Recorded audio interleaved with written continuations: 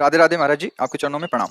महाराज जी, 9 महीने माँ बच्चे को अपनी कोख में रखती है और पैदा करती है। वो बच्चा दुनिया में आकर सांस ना ले, क्या वो इस दुनिया के लिए नहीं था? महाराज जी, थोड़ा सा इस बात को। जब तक जितनी जहां हमारी श्वासें नियत करके भेजा गया है तब तक वहां उतनी ही श्वासें हम केवल ले पाएंगे जिस शरीर में भेजा गया है। जैसे माँ के गर्भ में सिर्फ 4 महीने तुम्हें टिकना है, इसके बाद तुम्हारी आयु समाप्त, तुम नई योनि में जाओगे। उतना ही हो, 4 महीने के बाद तुम्हें जाना पड़ेगा। माँ के गर्भ से प्रकट हुए 5 घंटे केवल रहना है, 5 घंटे बाद जाना है। ये हमारे इस जन्म का थोड़ी है, अभी तो जन्म ही नहीं हुआ। ये पूर्व कर्मों के अनुसार शुभ और अशुभ कर्म से इस शरीर की रचना होती है। अब उस रचना में मनुष्य योनि का केवल इतना ही सौभाग्य दिया गया कि तुम माँ के गर्भ में 9 महीना तो बहुत होता है। तुम 1 महीने केवल बुदबुदा और बेर रूप होगे, नष्ट हो जाओगे, या तुम 4 महीने लोथर मांस नष्ट हो जाओ, या तुम पैदा होगे, आंख खुलते ही तुम मर जाओगे। विधान है, अगर विधान है तो 80 वर्ष जियोगे, 100 वर्ष जियोगे। इसका नाम मृत्यु लोक है। गर्भ से लेकर के और पूरा शरीर होने तक कभी भी जितना विधान है श्वासों का, तो ये तो अहोभाग्य मनाओ कि माता पिता के द्वारा ऐसा विधान बन करके हम भूतल पर अभी जीवित हैं। हमारी श्वासें हैं अभी पता नहीं कितने सेकंड के हैं, तो हम राम कृष्ण हरि उच्चारण कर ले, भगवान नाम जप कर ले तो मंगल हो जाएगा। जैसे लोग सोचते हैं कि बालक गर्भ में है, उसको अमुक रोग हो गया, उसने क्या पाप किया है? वो बालक नहीं है, उसको नया कपड़ा मिला है, वो बहुत पुराना है, वो पुरातन जीव है। अनंत जन्मों से नाना प्रकार के कर्मों को करते हुए वो अपनी पोटरी लिए घूम रहा है, शुभ और अशुभ की। उसी को विध्वंस करने के लिए मनुष्य देह मिली है। ये जो अवसर मिला है, तभी तो कहा दुर्लभ हो मानुषो देहो। दुर्लभ बात है। कितना बढ़िया संयोग बना था माँ के गर्भ में, मनुष्य शरीर का हमारा निर्माण हो रहा था। हमारे कर्म इतने नीच थे कि हम माँ के गर्भ से बाहर ही नहीं निकल पाए। खत्म, चल अब दूसरी माँ को स्वीकार कर, कौन सी जीव योनि में भेजेंगे। इसीलिए कर्म का दंड अवश्य में भोक्तव्यम कृतम कर्म। हम लोग अज्ञानी है, सोचते हैं यार उस बच्चे ने क्या किया था जो अभी गर्भ में है, उस बच्चे ने क्या किया था जो अभी घुटने के बल चल रहा है, उसने कौन सा ऐसा बड़ा पाप किया। वो बच्चा नहीं है, वो अनंत जन्मों से शाश्वत ईश्वर का अंश है, और उसने खूब मनमानी की है। किसी एक सूचना पे वो गृहस्थी से बाबा जी बने, और जन्मभूमि से कुछ किलोमीटर जंगल पड़ता है, वहां कुटिया बनाई और एक लंगोटी पे रहते थे। किसी भगत ने उनको गाय दान की, गाय 10-20 हजार की जो भी हो, उन्होंने बेचा। अब शराबियों को पता चला तो पैसा लेने के कारण कहाँ रखा है, उनकी पहले दोनों आंखें निकाली, उनका पेट फाड़ दिया और पेड़ पे टांग दिया उनको, और लूट ले गए। जब ये बात हमें सुनने को मिली तो एकदम एक लगता है ना कि भगवान के लिए उन्होंने घर गृहस्थी और वेश बनाया, लेकिन पीछे उन्होंने जो किया उसका हिसाब ये है। जैसे बचपन से हमें याद नहीं हमने किसी को ऐसे कष्ट दिया हो। बाबा जी है, किडनी दोनों फेल है, डायलिसिस, अभी थोड़ी देर में डायलिसिस में चले जाएंगे। क्या भीष्म जी कह रहे हैं, मैंने प्रभु कई जन्म देखे कि हमने किसी को दंड नहीं दिया, 6 महीने से बाणों की सैया पे पड़ा हूं। भगवान ने कहा कितना देखा? बोले 100 जन्म। बोले और आगे बढ़ो। यहाँ तो पूरा रजिस्टर भरा पड़ा है। तो ये जन्म जन्मांतरों का जो शुभ और अशुभ कर्म है, उससे कुछ निकाल करके इस देह की रचना होती है। शुभ अशुभ माने पाप और पुण्य दोनों मिलाकर। इसे केवल पाप तो यातना देह, केवल पुण्य तो देव देह, और पाप और पुण्य मिश्रित तो मानव देह। कितने समय तक ये है। इस ऑफिस में भेजा गया, सरकारी हुक्म हुआ ट्रांसफर आज ही, आज अभी बस्ता नहीं रख पाया, ट्रांसफर, भागना पड़ेगा, सरकारी आदमी हो, भगवान के अंश हो, चलो दूसरी सुकर योनि में चलो। कुकर योनि अनंत जन्म भटकने पड़ते, तब कहा गया दुर्लभ हो मानुषो देहो। लेकिन सावधान, देह नाम क्षण भंगिरा, एक क्षण में नष्ट हो जाने वाला है, तो क्या करे? तत्रापि दुर्लभम मन्येत वैकुंठ प्रिय दर्शनम। भगवान श्री हरि के प्रेमी जनों का दर्शन करके उनसे सीख ले लो कि जीवन सार्थक कैसे होगा। साधन धाम मोक्ष कर द्वारा पाई न जे परलोक संभारा। गर्भ में जब जीव 8 महीना से आगे बढ़ता है तो उसको भगवान ज्ञान देते हैं। भागवत में कपिल देव भगवान ने वर्णन किया, उसे अनेक जन्मों की याद आती है कि ये जो माँ के मलमूत्र के बीच में आंतों की झिल्ली में मैं लिपटा हुआ हूँ, ये मेरे कर्म का फल है। अब जैसे ही चेतना जागृत होती, भयानक पीड़ा होती है। जैसे अपने को किसी प्लास्टिक के उसमें बंद किया जाए तो कैसा लगेगा, और उसमें नाभि से कनेक्शन होता है तो जीवन यात्रा चलती रहती है, पर श्वास लेना ये सब असंभव होता है, क्योंकि वो कुंडलाकार होता है, बड़े ही वैसे लिबलिबे पदार्थों से वो ऐसा होता है, तो श्वास लेना या कुछ कर पाना उसके लिए असंभव, भारी पीड़ा। तो वो भगवान की प्रेरणा से ज्ञान तब प्रार्थना करता है कि यद्यपि प्रभु मैं यहाँ बहुत कष्ट पा रहा हूँ, पर बाहर निकलने में मुझे डर लग रहा है। यहाँ का कष्ट तो असहनीय है, पर जब मैं बाहर जाऊंगा आपकी माया मुझे घेर लेगी, मैं फिर आपको भूल जाऊंगा। पर प्रभु ऐसी कृपा करो, एक बार मुझे निकालो यहाँ से, और मैं अब जाकर आपका ऐसा भजन करूंगा, दोबारा किसी भी माँ की गर्भ में नहीं जाऊंगा, किसी भी योनि से पैदा नहीं होऊंगा। मुक्त हो जाऊंगा एक बार, तो भगवान की प्रेरणा से उसका ज्ञान लुप्त हो जाता है। और जब वो पैदा होता है तो कहाँ कहाँ वो जो अभी ज्ञान था वो कहाँ गया?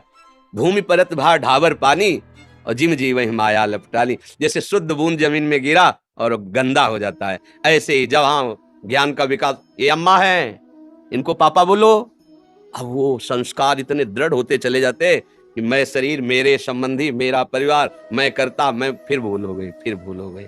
जैसे 84 दरवाजों का मकान है और 83 दरवाजे बंद हो और एक ही दरवाजा खुला हो, आंखों से दिखाई न दे रहा हो, तो टटोल के ही तो चलेगा।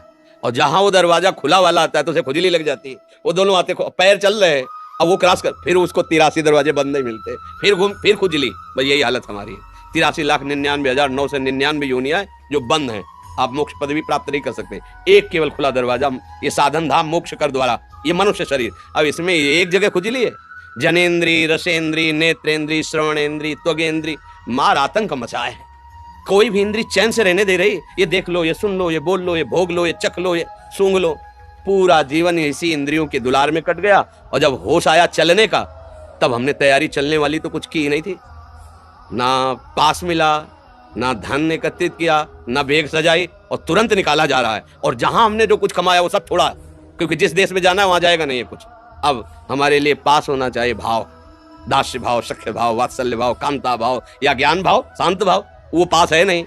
धन होना चाहिए नाम, कबीरा सब जग निर्धना, धनवंता नहीं कोई, धनवंता सोई जालिए जाके राम नाम धन, वो धन है नहीं। अच्छा परिचय, पत्नी पुत्र परिवार, ये सब यहीं रहेंगे। जहां जा रहे वह परिचय गड़बड़ा जाता है, उसी गड़बड़ाहट में उसके प्राण निकलते हैं, फिर वो अन्य योनियों को प्राप्त होता है। तो भाई कर्म का अवश्य फल भोगना होता है, शरीरों के अनुसार से नहीं है, कर्म के अनुसार से है। नहीं तो अभी बच्चा पैदा हुआ बेचारा क्या जाने क्या पाप है क्या पुण्य है, और उसको दंड भोगने। देखो छोटे छोटे बच्चों को नहीं होते कई प्रकार के भयानक रोग, इसका मतलब पूर्व जन्म का अभ्यास, बिना सिखाए पढ़ाए भी अभ्यास बताता है ये पूर्व जन्म में जन्मा है। जैसे छोटा बच्चा है, माँ अपने स्तन लगा देती है उसके मुख में, किसने सिखाया कि खींचने से इससे दुग्ध निकलेगा, तुम्हारा पेट पोषण होगा, पूर्वाभ्यास है ना।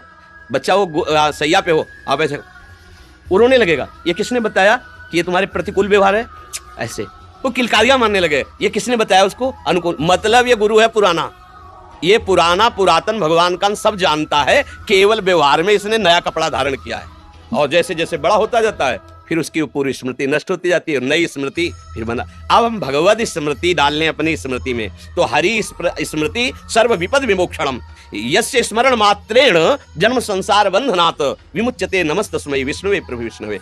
अब मार्ग भी मिलता है भगवान का, अगर कृपा करके मनुष्य शरीर मिला और मार्ग भी मिला, तो ऐसा विषय आकर्षण कि भगवान का वर्तमान में तो आनंद अनुभव आता नहीं है, तो लगता है यार भगवान तो बाद में भी मिल जाएंगे, ये भोग अब ये भोग लो, फिर ये ऐसी काई है, फिर फिसल कर वही पहुंच गया जहां से फिर ले खड़ा होकर ऊपर चल सकता है।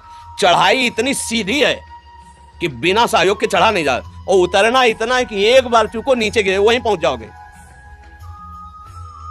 ग्रह कारज नाना जंजाला, तेत दुर्गम शैल विशाला, ये सरावत कठिनाई राम कृपा बिल आए ल जाए। वर्तमान के भोग जब सामने होते हैं तो दो पक्ष रखा जाता है, तुम्हें भगवत प्राप्ति करनी है भोग, तो कहते भगवत प्राप्ति तो कल भी कर लेंगे, भोग आज भोग लेते हैं, फिसल जाता है। भगवदानंद की प्राप्ति के लिए मनुष्य शरीर है, और बड़ा सौभाग्य है जो अभी हमारे में प्राण है। अब हमको अपना सुधार कर लेना चाहिए आगे के लिए। विवेक से सोचो, हम कोई ज्ञान वैराग्य की बात नहीं कर रहे हैं, हम तो एक अपने मित्र की तरह बात कर रहे हैं। जब आपका शरीर छूटेगा तो ना आपका नाम साथ जाएगा, अगला आपका नाम भी और होगा, पढ़ाई भी और होगी, रूप भी और होगा, परिवार भी और होगा। ना ये घर जाएगा, ना बैंक बैलेंस जाएगा, ना कोई पुत्री पुत्र परिवार, कोई नहीं, जाना पक्का है। ऐसा नहीं कि बचोगे अपने लोग, जाना पक्का है। यार कम से कम जहां जाना वहां की तो थोड़ी तैयारी तो कर लो भाई। 90% इधर खर्चा कर लो तो 10% तो लगा दो अपने कल्याण के लिए। 24 घंटे में 24 मिनट यदि नाम जप करोगे तो हम वृंदावन में बैठे हुए कह रहे हैं तुम्हारी दुर्गति नहीं होगी। 24 मिनट, 24 घंटे होते हैं ना, 24 घंटे, 24 मिनट, एक घड़ी कहते हैं उसको। 24 मिनट मेरे प्रभु इतने कृपालु हैं कि अगर तुम 24 मिनट दे दोगे तो, कहते हैं ना कोई बात सत्य कहने तो मंदिर में चढ़ के बोलो, कहते हैं ना मंदिर क्या है, ये तो भगवान का निज महल है, वृंदावन धाम। 24 मिनट जपोगे और अपने थोड़े आचरणों को सुधार लो तो भगवान कृपा करेंगे। एक बार जिन नाम ली हित सोहयति दीन, ताको संग न छाड़हि प्रभु अपनो कर लीन। इतने करुणा वरुणालय हैं कि वो आपको लगता होगा कि ग्रंथों में केवल लिखा है, नहीं, हम लोग लिखे पढ़े से नहीं जीवित हैं, ध्यान रखना। बनावटी जीवन से नहीं जीवित हैं, लिखे पढ़े की बातों से नहीं जीवित हैं, छाती की बात से जीवित हैं। निष्पक्ष बात कह रहा हूं, अनंत माताओं जैसा उनका प्यार और दुलार और सामर्थ्य